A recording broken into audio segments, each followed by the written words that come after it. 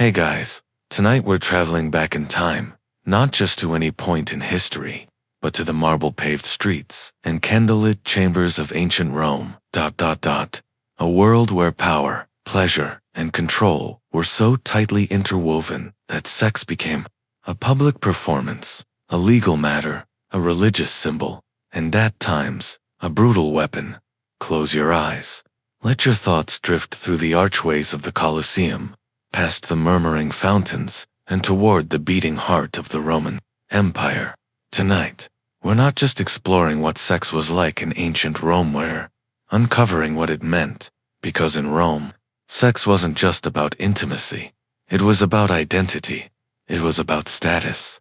And above all, it was about power. Let's begin. You find yourself walking through a bustling Roman marketplace, the air thick with incense and the clamor of merchants. The Romans are known for many things: war, architecture, philosophy, but few people know just how deeply sex shaped their society. In modern times, we often think of sex as private, something hidden behind closed doors. But in Rome, sex was public. It was performed in poetry, discussed in politics, painted on the walls of bathhouses, and even written into law. The first thing you must understand is this: sex in ancient Rome was never just about desire. It was about hierarchy, power, dominance. Romans didn't think of sex in terms of straight or gay. Those categories didn't really exist the way we think of them today. What mattered was who you were and what role you played.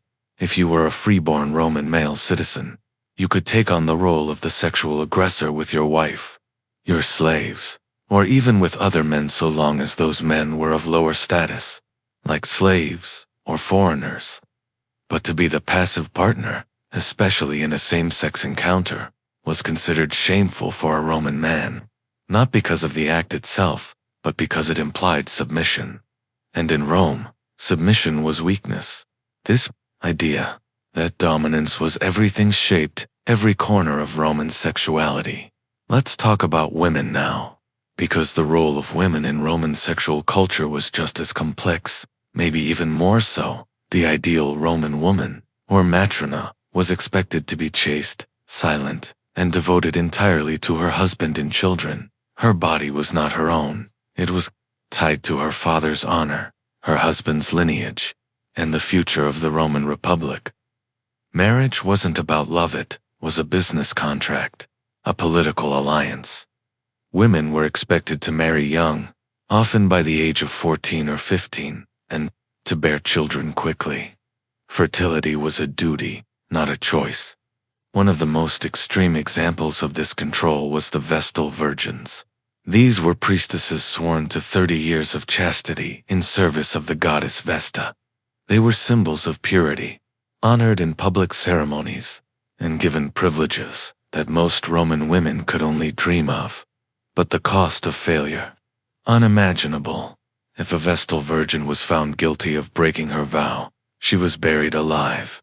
Yes, buried alive, in a chamber beneath the earth, with a small amount of food and water, left to die in silence. Because spilling a Vestal's blood was forbidden, the Romans chose a punishment that was both poetic and terrifying. So, while Roman women were expected to be pure, this purity wasn't a personal virtue, it was a public responsibility, a political one, and any deviation, even rumor or accusation, could bring disgrace or death. But not all Roman women were cloistered and controlled. Enter the courtesans. These women lived outside the norms of respectable Roman womanhood. They were often highly educated, beautiful, and bold. They read poetry. They debated philosophy. They could seduce with wit as much as with looks. Unlike elite matrons, courtesans could speak freely in public. They could move among powerful men, perform at banquets, and even influence politics, though never officially. Their sexuality wasn't hidden, it was celebrated. But that celebration came at a price. Courtesans were admired, yes, but never respected in the same way as a matron. They walked a tightrope between fascination and scorn. One moment praised in a poem by Catullus, or the next, mocked as whores unworthy of citizenship. Still, they had a kind of freedom most women could never imagine. Now, let's talk about something darker, something that formed the unspoken foundation of Roman sexual life: slavery. In Rome, millions of people were enslaved, and slavery wasn't just about labor, it was about ownership of the body. Enslaved people had no legal personhood, which meant that their owners could do as they pleased with them sexually or otherwise. A Roman master could sleep with an enslaved woman, man, or child, and it would not be considered rape, because under Roman law, a slave's consent was irrelevant.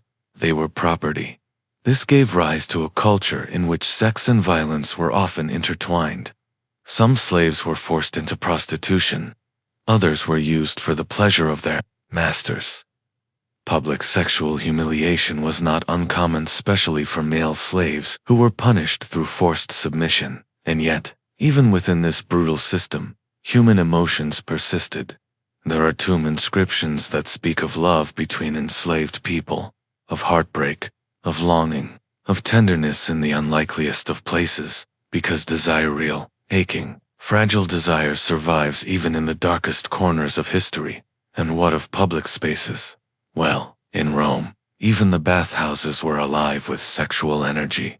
Imagine walking into a public bath, the warm steam rising, the sound of splashing water, men and women, sometimes separated, sometimes not, lounging on marble benches or soaking in pools. Here, bodies were on display, social roles temporarily blurred, and for some, the bathhouse became a place of flirtation, seduction, and secret rendezvous. Erotic graffiti lined the walls. Murals depicted mythological seductions, orgies, and fantasies. For the Romans, desire wasn't hidden, it was art, and art, in turn, became desire. Sex was also deeply entangled with magic and medicine. Roman women, desperate to avoid pregnancy, to cause one, turned to all sorts of remedies. Some drank potions of herbs and wine. Others wore charms or tied amulets around their waists. Love spells were common. So were curses etched into lead tablets and buried in the earth, calling upon gods to bind or torment a lover. Even emperors weren't above this. Augustus, in his quest to restore Roman morals, passed a series of laws that punished adultery and rewarded childbirth. He even banished his own daughter, Julia, for her alleged sexual excesses. But behind all these laws and rituals was a simple truth. The Romans were both fascinated by sex and terrified of its power. It was a force that could create life, destroy reputations, shift alliances, and unsettle empires. And then came Christianity, but we'll get to that soon. For now, let your mind drift. Think of all the lives lived in that ancient world, some longing, some suffering, some defying every rule to feel just a little closer to love. Because in ancient Rome, sex wasn't just an act, it was identity, it was resistance, it was empire. So where were we? Still walking the flickering candlelit corridors of ancient Rome, still listening to the quiet whispers of desire echoing through marble halls and moonlit courtyards. Tonight, we go deeper, beyond the bedrooms of matrons and the bathhouses of soldiers, beyond the painted walls of brothels and the whispered rumors of courtesans. Tonight, we step into the legal codes, the sacred rites, and the secret worlds of gender and identity in one of the most powerful empires the world has ever known. Let's begin with the man who tried to control it, Emperor Augustus. Augustus wasn't just interested in expanding Rome's borders. He was obsessed with reshaping its morals. To him, the empire's greatest threat wasn't an enemy army, was decadence, indulgence, and the collapse of traditional Roman virtue. And so, in 18 BCE, he introduced the Lex Julia set of laws, meant to restore the dignity of marriage, encourage childbirth, and clamp down on adultery. It was a bold move. The Lex Julia criminalized sex outside marriage and rewarded couples with 3 or more children. Adulterers could be exiled, lose their property, or be publicly shamed. Even upper-class men weren't immune if they slept with another man's wife. They could face serious consequences. But as with many Roman laws, the devil was in the details. The Lex Julia came down hardest on women, while men's affairs were often ignored or quietly accepted. Women were judged far more harshly. A wife caught in adultery could be divorced, disowned, even banished. The message was clear. Women's sexuality was not their own. It was the property of their fathers, their husbands, their state, and Augustus. He wasn't just a lawmaker, he was a father, to his own daughter, Julia. Fell victim to the very laws he created. Accused of licentious behavior, she was arrested, stripped of wealth and title, and banished to a remote island alone, exiled by her father's moral crusade. Her crime, not theft, not treason, simply too much passion in the wrong places. With the wrong people, it's hard to say what she felt, trapped between royal privilege and political punishment. But one thing's for sure, in Rome, even the emperor's blood couldn't save you from shame. Now, let's pause the politics for a moment and shift our gaze, not toward the mighty senators or noble matrons, but toward the shadows, toward the people who didn't fit the Roman mold, the people who blurred the lines of gender, role, and expectation. Among them were the Galli, the priests of the goddess, Cybele. They were unlike anything else in Roman society. The Galli were assigned male at birth, but during sacred ceremonies, they would enter a state of ecstatic frenzy, often leading to ritual castration. Afterward, they dressed in women's clothing, wore long hair, and referred to themselves with feminine titles. In a society obsessed with control, dominance, and masculine order, the Galli represented the exact opposite: surrender, transformation, fluidity. To some Romans, they were holy. To others, deeply disturbing. The state tolerated them, but just barely. Their processions were loud, colorful, and strange. They danced in the streets, beat drums, told fortunes. They were both feared and revered. They remind us that even in Rome, a world of strict roles, there were always people who defied the script. And what about men who loved other men? In many ways, Rome was more accepting of same-sex relations than many later Christian societies. But that acceptance came with rules rooted not in love, but in power. A Roman male citizen could sleep with a man, but only if that man was lower in status. To be the active partner, dominant, penetrating was fine, expected even, but to be the passive one, that was dangerous. It implied submission, weakness, femininity, and in Rome, that could destroy a man's reputation. Think of it this way. Sex wasn't categorized by gender, but by position. The same-sex act wasn't forbidden, but being conquered in bed was scandalous if you were a free-born male. We see this in satire, in graffiti, in courtroom insults.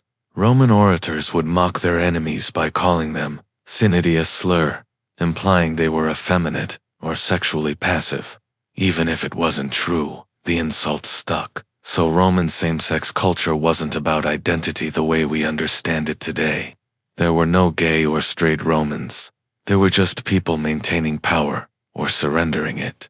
Still, desire slipped through the cracks. Poets like Martial and Juvenal wrote Bodhi verses about lust and longing between men. Some of it was comedic, some erotic, some scathing. And in quieter corners of the empire, men and boys met under arches or in quiet courtyards, speaking in glances, finding moments of connection where none should exist. Because love, as always, doesn't care about law or shame.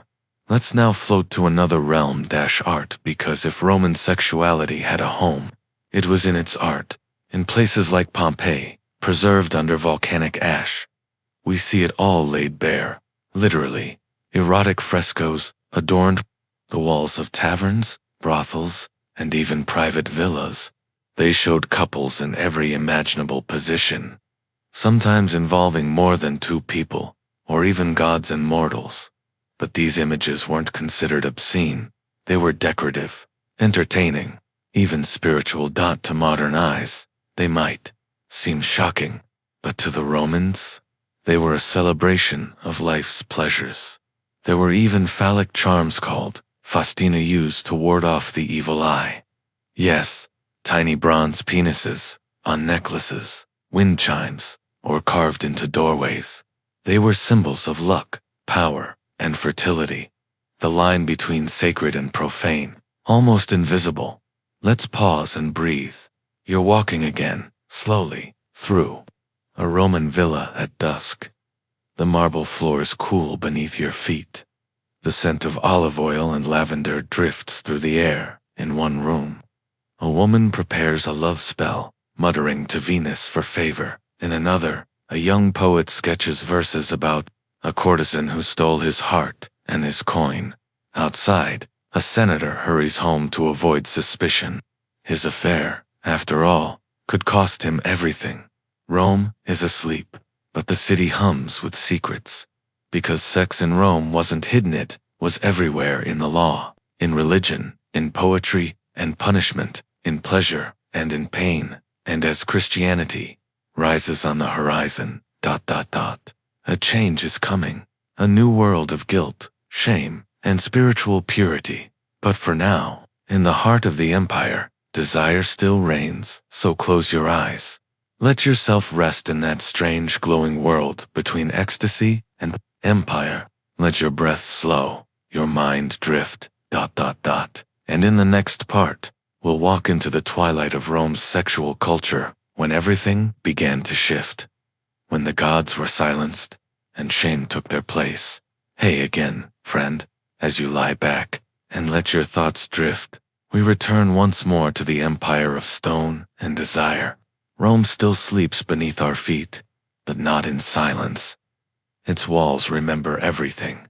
Every stolen kiss in a dark alley, every secret rendezvous in a candlelit garden, every whispered vow in the heat of forbidden touch. Tonight, we venture deeper into the private lives of Roman citizens, the gods or the emperors, but the ordinary men and women whose desires pulsed beneath the surface of a structured, often repressive society. Let's start where so many Roman stories of sex began. In the brothel. To walk into a Roman brothel, or lupanar, was to walk into a world of paradoxes.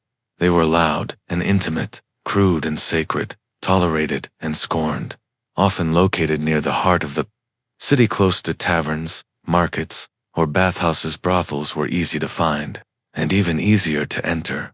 The most famous brothel we know today is in Pompeii, preserved by the eruption of Mount Vesuvius.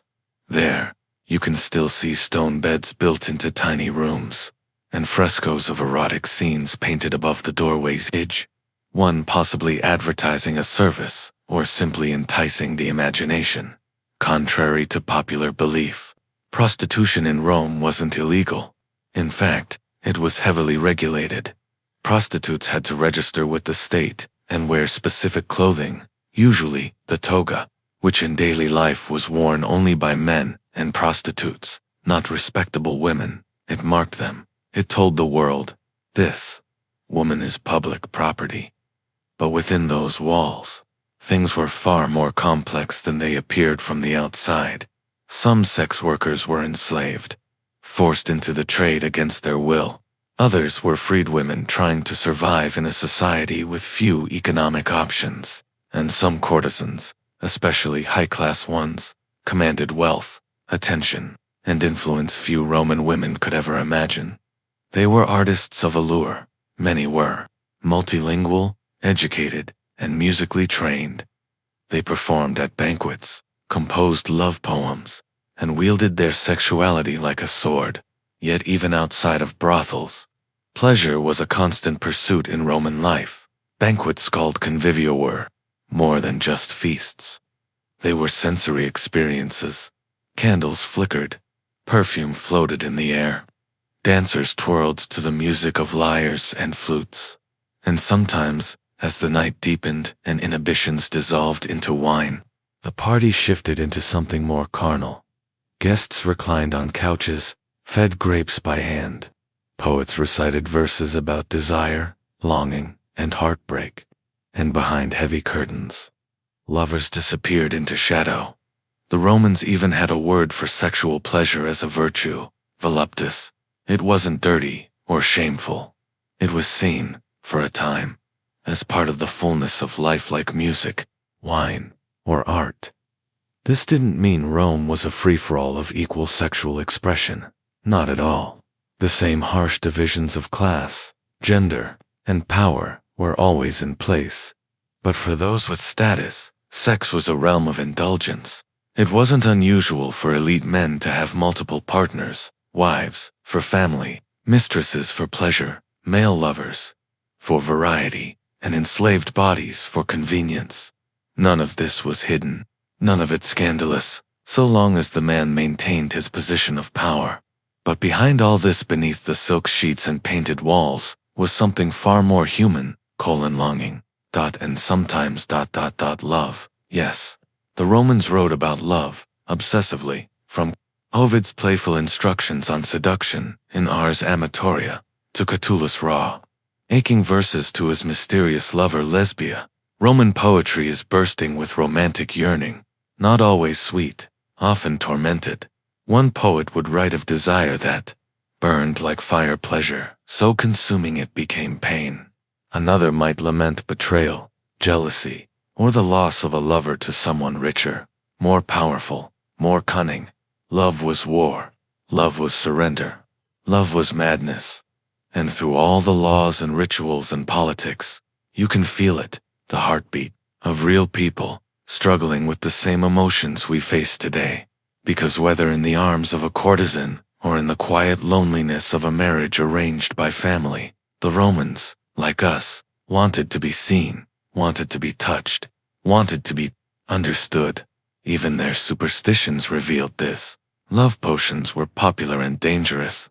Some mixed wine with herbs like myrrh, mandrake root, or even poisonous substances, hoping to win over a cold heart or ignite passion in a distant spouse. Others resorted to magic. One might inscribe a cursed tablet, called a defixio, with the name of a lover who'd left them. The tablet would be rolled up, nailed shut, and buried in a grave, or dropped into a well offering the curse to the gods. Below, some spells called for a return of love, others asked for madness, or pain. Even the gods were pulled into it. Venus, goddesses of love, invoked for passion and vengeance. The very existence of these spells tells us how much the Romans suffered for love, how far they would go to keep it, or to hurt the ones who betrayed them. Let's return to marriage. Because not all unions in Rome were full of romance or revenge. Some were gentle, quiet, even affectionate. Inscriptions on Roman tombstones often include tender words from one spouse to another, phrases like, "To my dearest wife, who loved me as I loved her," or, "To my husband, who was my joy, my light." These are small glimpses, quiet ones, but they shine through the centuries, soft and sincere. Because even in a culture obsessed with control, dominance, and legacy, there was room just a little for intimacy.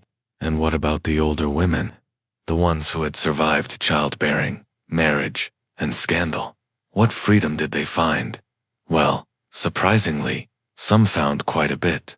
Older Roman women, especially widows, could hold property, run businesses, even sponsor temples and public works. Freed from the obligations of fertility, they could cultivate power in new ways, and sometimes they took lovers quietly, carefully, because even in a city of eyes, sometimes desire found a way. Now, feel your breathing slow. You've walked far. Tonight through brothels and banquet halls, love spells and poetry, curses and kisses. But the light is changing now. The sun is setting on the old gods, and a new religion is rising. One that will forever reshape how Rome thinks about the body, the soul, and the shame that binds them. In our final part, we'll enter the age of transformation, when Christianity takes root and the empire's vision of sex changes forever. But for now, let your thoughts rest. Let them dissolve into dreams, You're not in ancient Rome anymore. You're in that quiet space between memory and myth, where every pleasure echoes and every heartbeat matters. Hey guys, welcome back. You've walked with emperors and courtesans. You've stepped softly through bathhouses and whispered poetry beside sleeping gods.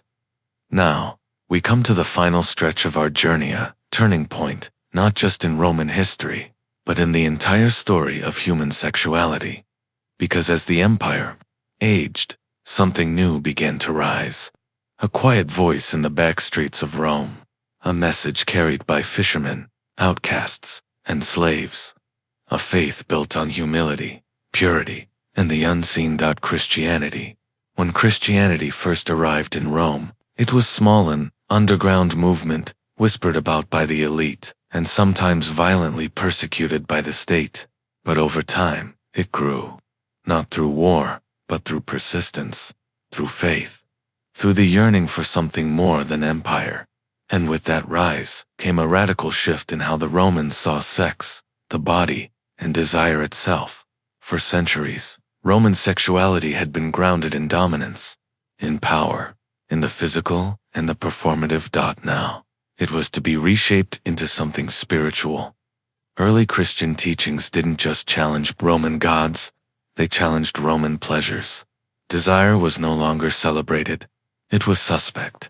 Sex outside of marriage became not only taboo, but sinful.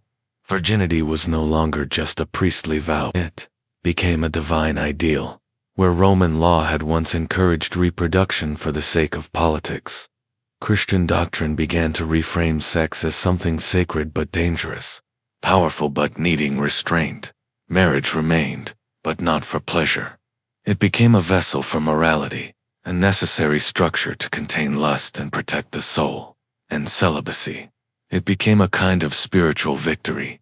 The virgin martyr, the chaste monk, the holy widow who never remarried.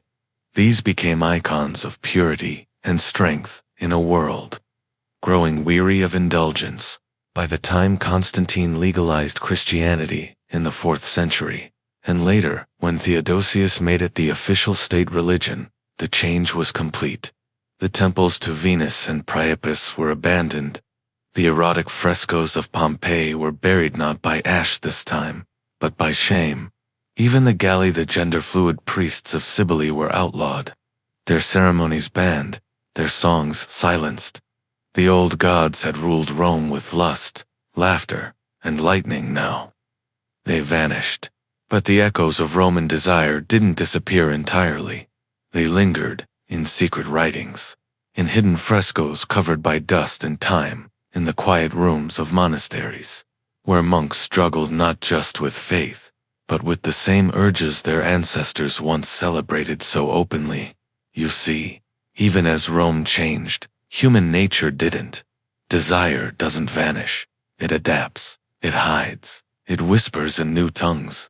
Where once erotic poetry was read aloud at banquets, now it was copied in secret tucked between pages of scripture. Where once courtesans danced before senators, now women were hidden behind veils, their bodies rendered invisible by modesty laws. Yet even in this world of new rules, some found loopholes. Lovers still met in the dark. Letters still passed through shadows. Eyes still lingered a little too long. Let's pause and imagine the life of a Roman. Right at the edge of this transformation, he walks the same streets his ancestors did. He bathes in the same waters, but he no longer leaves offerings at Venus's shrine. He prays now in catacombs, in candlelit churches, in silence. He loves, perhaps, but differently, not as performance, not as celebration, but as something fragile, forbidden, fleeting. What does he dream of? Does he still remember the old myths? Does he miss the laughter of the gods? Even as Rome collapsed economically, politically, militarily, its vision of sex remained deeply embedded in the Christian world that followed.